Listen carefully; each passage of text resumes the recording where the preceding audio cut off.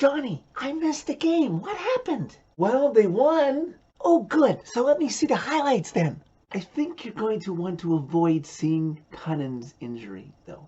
Preds tie the Detroit Red Wings 2-2. And then everybody's hands go up, way up, as the Nashville Predators defeat the Detroit Red Wings 2-0 in a shootout, winning the game 3-2. This team's hot streak continues as they have now won 10 of their last 12 games. How far can this team go? The Preds and the Red Wings are playing for the first time in almost 2 weeks since Rocco Grimaldi's 4-goal outburst back in Nashville. Key stat coming into this game is that Detroit has not been swept at home since mid-February. So Nashville wasn't tough coming into this 2-game series, especially considering all the injuries, plus the 2 injuries that would happen in this game. But it appears that Victor Arvidsson should be back soon, so hopefully once the Preds play a much more superior opponent, they won't be that much in tough. Not a lot of action early in this game as both teams are getting their feet under them and limited shots by both squads. Ben Harper heads to the locker room later in the first, and hopefully he wasn't out too long, which he wasn't, because this team does not need more injuries. But as soon as he comes back, Fabro follows him back to the locker room and he would not return. Preds had a good sequence under 3 minutes to go, but just couldn't get the puck past Thomas Greiss, who was in net for this game for Detroit. And unfortunately, not scoring would cost the Preds, as the Kaiser for Detroit would take a shot just under a minute to go, and the puck would deflect off of Matthias Ekholm past Saros, who had no chance to stop it with the deflection, and it's 1-0 Detroit after the first. Preds would continue their pressure in the second period, but just can't get a puck to get past Greiss. Despite some solid chances, neither team can score. Nashville can't tie, and fortunately for Nashville, Detroit can't extend their lead, and the Red Wings maintain their 1-goal lead after 2 periods. Finally, 3.5 minutes into the third period, the Preds have a breakthrough. In the midst of a bad line change for Detroit, Captain Roman Josi gets the puck ahead to a streaking Luke Cunningham, who comes in and he buries it past Thomas Greiss. 1-1! At the second half of the third period, play starts to open up for both teams. Preds generate some solid chances at one end on Thomas Greiss and can't get a goal.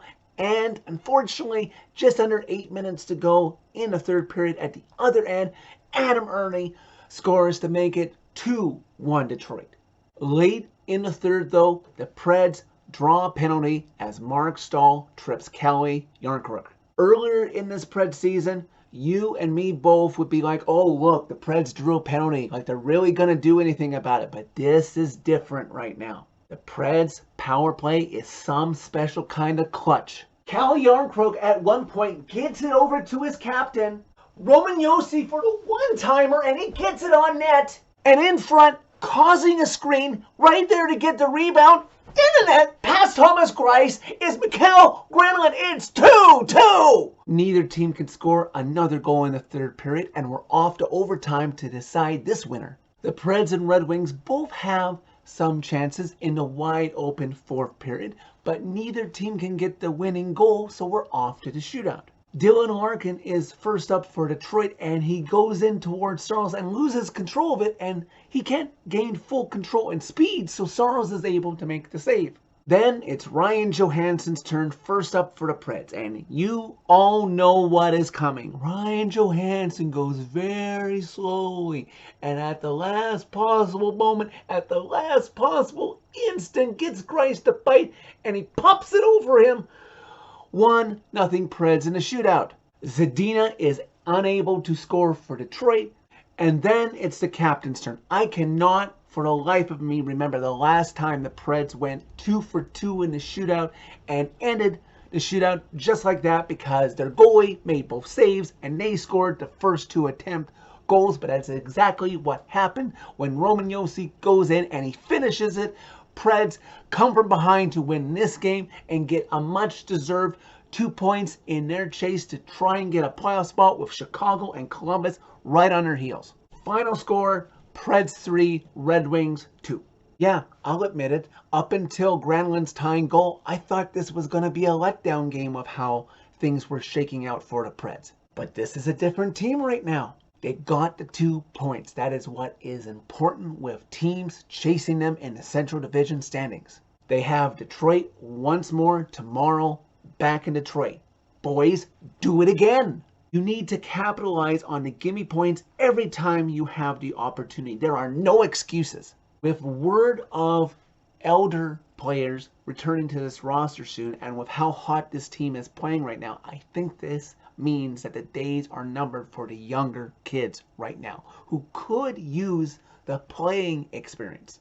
Maybe this team will surprise and give us one more spring playoff run. Heck, they're surprising us right now with their on-ice play. And hopefully Fabro and Luke Cunnin aren't out for too long, seeing as how large the injured reserve list is right now. And if you haven't seen Luke Cunnin's injury, don't look for it. So that's it for this video. Thank you very much for watching. As always, hit like if you liked this video. Hit subscribe if you really liked it. You could find my social media by clicking on a channel name. 5 days until the NHL trade deadline. Monday is gonna be fun.